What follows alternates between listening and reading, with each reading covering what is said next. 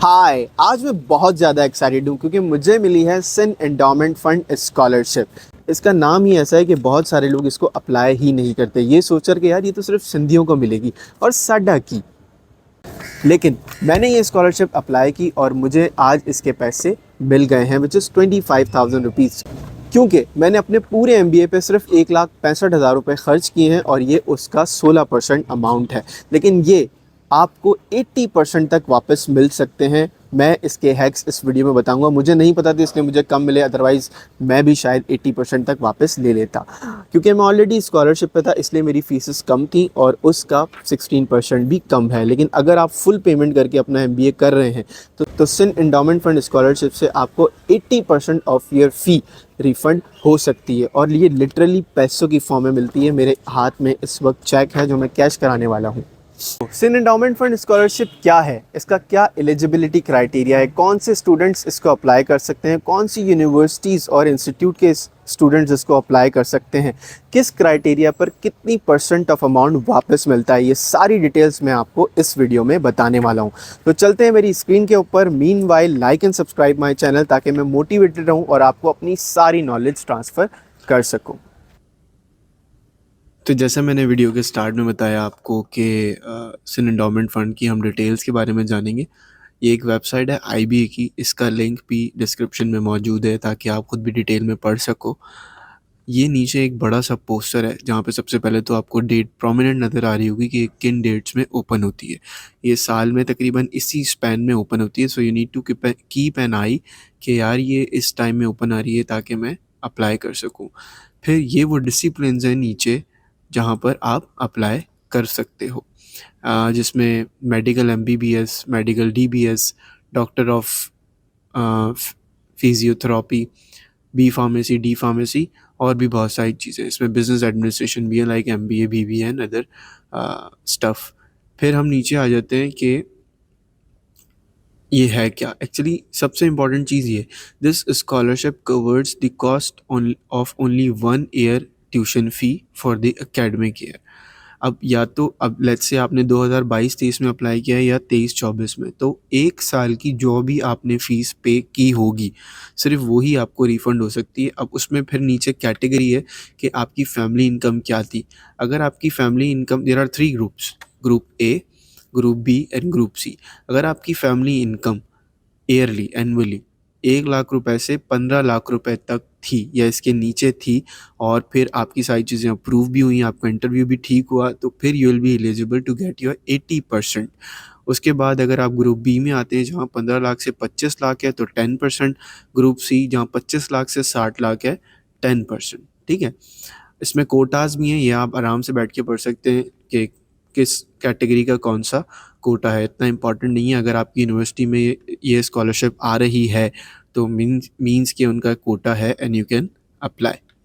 फिर आ जाते हैं इन एलिजिबिलिटी और एलिजिबिलिटी क्राइटेरिया पे।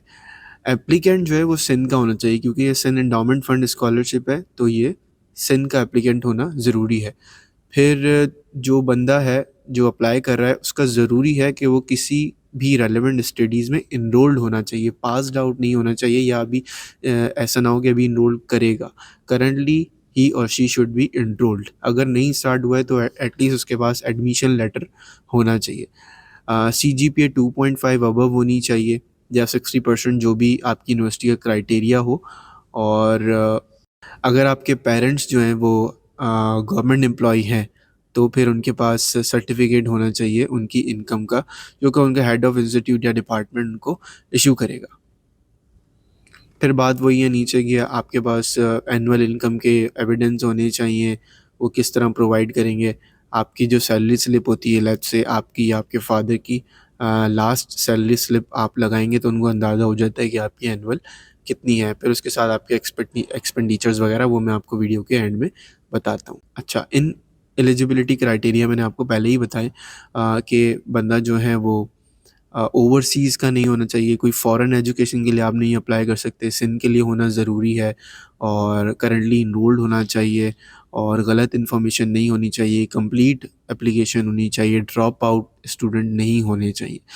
ये सारी वो बेसिक सी चीज़ें हैं जिसकी वजह से आप इनएलिजिबल हो जाओगे। ठीक है। नीचे आपको कंसर्न्स के नंबर और एड्रेसेस भी दिए हुए हैं, और एक ये वाली वेबसाइट है जो बहुत इंपॉर्टेंट है।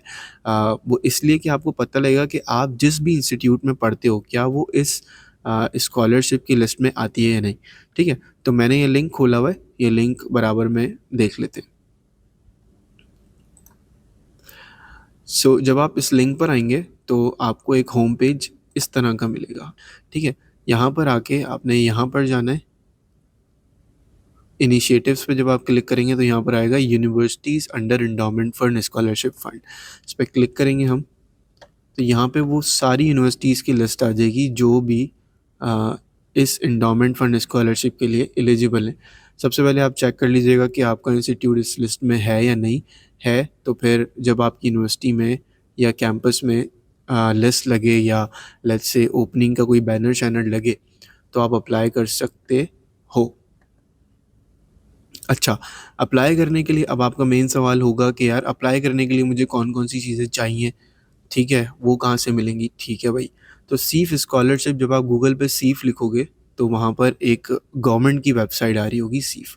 अब मैं आपको दिखाता हूँ। सी जब हम गूगल पे लिखेंगे सीफ तो यहाँ पर ये एक SEEF और यहाँ पे गवर्नमेंट का ये बना होगा, ये आप खोलेंगे यहाँ पे तो आपको इस तरह की एक विंडो नज़र आएगी which says welcome to Sindh education endowment fund scholarship. अब यहाँ पे फॉर्म भी है, download scholarship form, download interview जब ये आप। अच्छा, तो बेहतर ये है कि आप यहाँ पे आगे लॉगिन कर लो। अच्छा, चूंकि अभी स्कॉलरशिप्स ओपन नहीं है तो शायद इसलिए ये लॉगिन नहीं हो रहा है और ना ही फॉरगॉट पासवर्ड को ठीक कर रहा है। लेकिन जब ये सीज़न होगा तो आप अपनी क्वेरीज कमेंट्स में लिख सकते हैं। I will get back to you, और मैं बाकी चीज़ें भी गाइड कर दूंगा, या I will make another video if you need के यार कौन कौन से डॉक्यूमेंट्स चाहिए होते हैं। अदरवाइज़ जब ये आप फॉर्म डाउनलोड करेंगे तो फॉर्म के नीचे साफ लिखा होता है कि कौन कौन से डॉक्यूमेंट्स रिक्वायर्ड हैं। अच्छा, अब बात कर लेते हैं कि आपका शेयर कैसे इंक्रीज़ किया जाए। तो आई वुड से कि बेहतर यही कि ओरिजिनल अपनी इनकम जो है वो बताई जाए। ऑब्वियसली आई डोंट थिंक कि लोगों की इतनी ज़्यादा इनकम होती है एनुअली 15 लाख रुपए और मोर।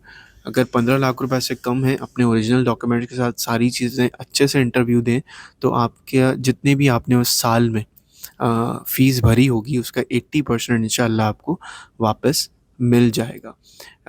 लेकिन अगर आपकी ज़्यादा है तो मैं रिकमेंड नहीं करता डेटा फर्ज करने को। लेकिन अगर ऐसा है कि आपके डिपेंडेंट ज़्यादा हैं तो यू कैन टेल देम कि यार मेरे डिपेंडेंट्स इतने हैं और मेरे ब्ला ब्ला एक्सपेंसेस हैं।